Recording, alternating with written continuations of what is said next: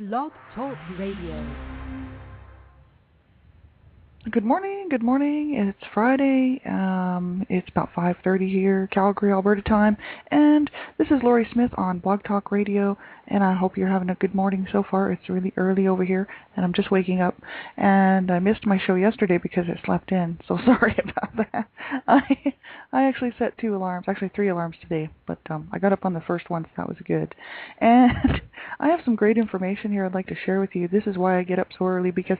I'm usually up anyway, doing studies for my my classes and stuff at MRU, but I'm taking a break, taking a month off, and so I'm still getting up early to do this Blog Talk Radio show because as I'm studying and looking into the information that I'm finding on the internet. I just think it's such an awesome thing to be able to share this information with anyone who wants to have a listen, and coming from one child abuse survivor to another, it's good to share sort of what's worked in your life and sort of what's kind of helped you get over the hurdles, and maybe if you have something that you want to discuss or bring up, make sure you phone in. My guest call-in number is area code 917-889-3736. And you can always phone in, and if you want to be on the air. If you don't want to be on the air, then just send a little chat message to them. You can go on to and register on Blog Talk Radio as a listener, or you can have your own show, which is great. And you can register and listen. It's free, and you can go on the chat room, and you can just chat there. Make sure you do put private if you want it to stay private, because otherwise I might just read it right out, just thinking, oh, great, they want to share this information. So. It's just a good medium and a good way to get some good information out. I know I'm finding all kinds of great programs on Blog Talk Radio regarding abuse issues, domestic violence, child abuse, and things like the post-traumatic stress disorder. So that's what I thought we'd talk about today. We'll continue on in the post-traumatic stress disorder because we've only covered brief little bits of it, and I'm finding some great information out here. And I also wanted to talk about. I found an article actually. It's called. It's off of www. I'm just looking for it right now. thedoctorwillseeyounow.com. www.thedoctorwillseeyounow.com. I found this was actually shared with me this morning on Facebook by a group, the Silver Braid Organization, and some lovely people doing some awesome work. Go on the internet and check them out. That's silverbraid.org, and they do some great work, and they've actually shared this information with us this morning, so I thought I'd pass it on to anyone who's listening to the show.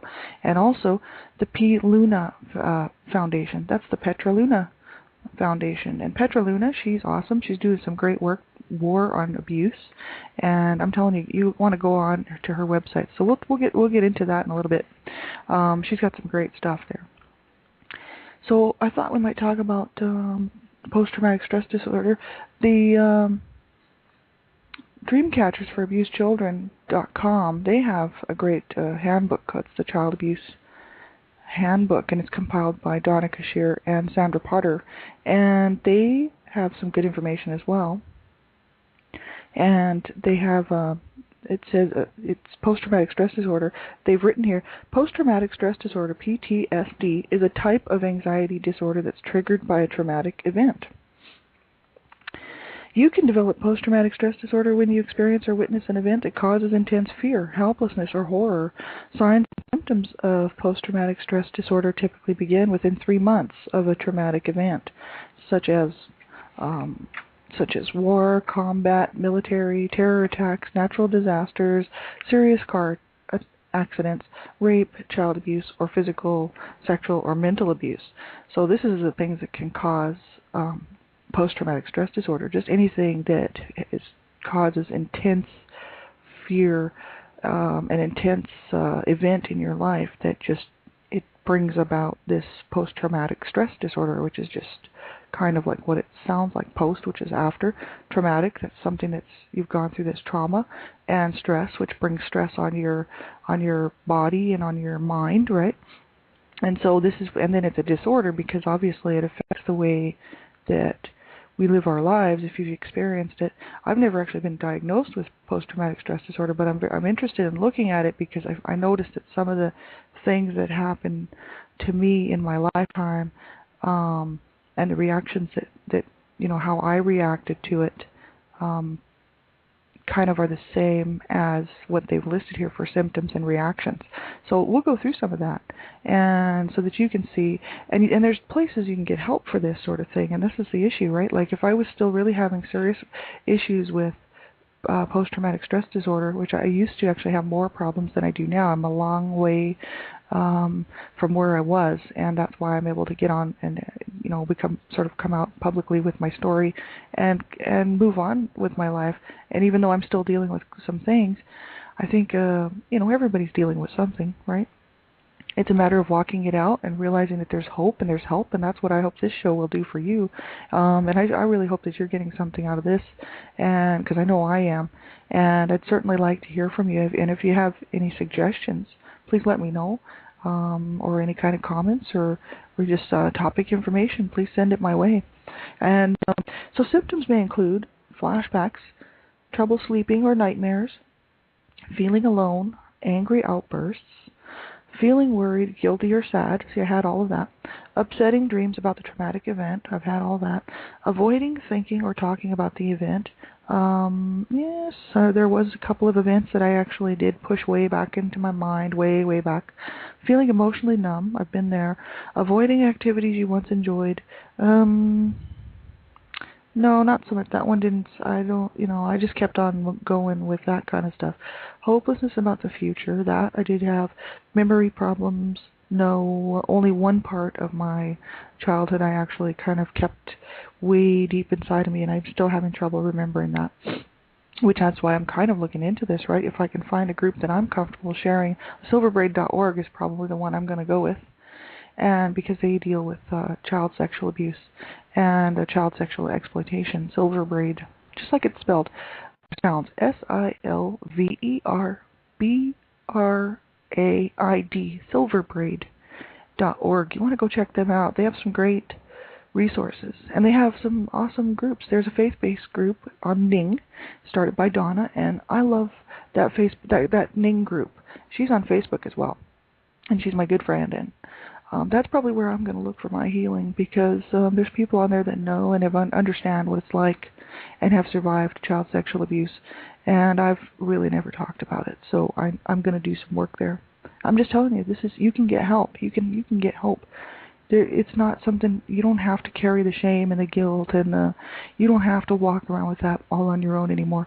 You can find a safe place, and start looking for a safe place where you're going to feel comfortable, and get to know these people and see if they're the kind of people you can trust with this information, and look for, some help, some real help, because I'm not, a counselor, and I'm just here to share the news and spread the word of hope, and to be a voice for those who don't have a voice and stand up against abuse. But, I'm not a counselor, and can't give any legal advice or anything like that, but I just want to let you know that, there is hope and help, and you can do it.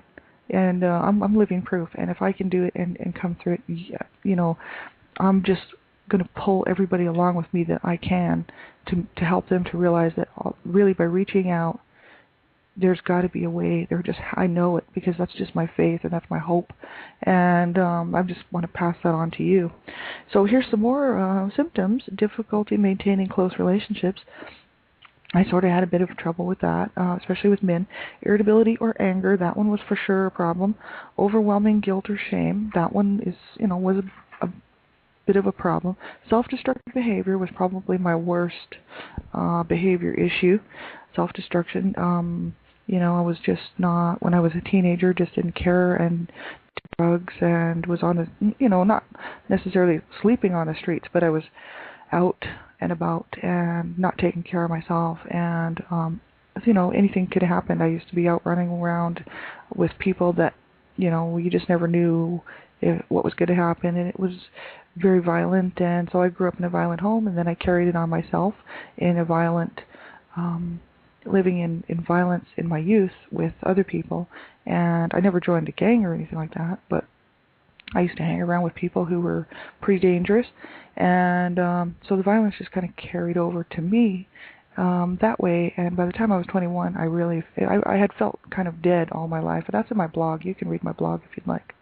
And I hit the age of 21 and my brother had killed himself, and I realized this is just crazy. I do not want to waste this life, and I really do want to live. So I had to really work hard to change the way that I was living and to change my attitude and my frame of mind. And it took me a long time, and I'm just now, I'm in my 40s and I'm just working through it, and it didn't happen overnight, that's for sure. So I'm just letting you know, it takes time, but you can do it, and we can do it. And if you don't find this resource helpful, you need to look on and elsewhere. I want you to get the help that you can. J. Douglas Bremner, MD, he wrote this article that I pulled off the web. This is from www.thedoctorwillseeyounow.com, and he's talking about post-traumatic stress disorder. And at the end of the article, he says, it's more of a clinical document, but the thing is, it's quite interesting. His conclusion says, traumatic stress, such as that caused by childhood sexual abuse, can have far-reaching effects on the brain and its functions. Recent studies, I'm quoting right from his page, recent studies indicate that extreme stress can cause measurable physical changes in the hippocampus and the medial prefrontal cortex, parts of the brain, right? Two areas of the brain involved in memory and emotional response. These changes can in turn lead not only to classic post-traumatic stress disorder symptoms, such as loss and distortion of memory of events surrounding the abuse, but also to ongoing problems with learning and remembering new information. These findings may help explain the controversial phenomenon of recovered or delayed memories. They also suggest that how we educate, rehabilitate, and treat post-traumatic stress disorder sufferers may need to be reconsidered. Well, this is a great article on post-traumatic stress disorders, and I think we'll just work on that some more starting next week.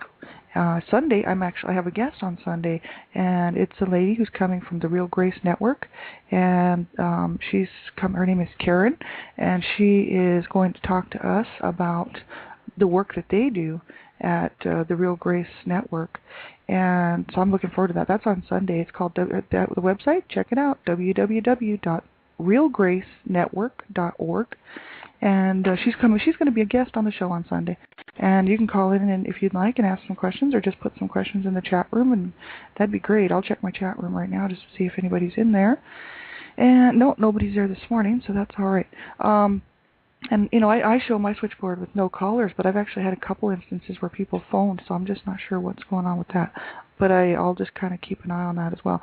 Now, the last thing I want to talk about is the Petra Luna Foundation, www.PLUNAFoundation.com. That's www.PalunaFoundation.com. This is quoted right from her page, A Voice for the Children and the Mission. This is the P. Luna Foundation fights child abuse by creating innovative programs to educate, aid law enforcement, and build awareness about the growing epidemic of child abuse and exploitation.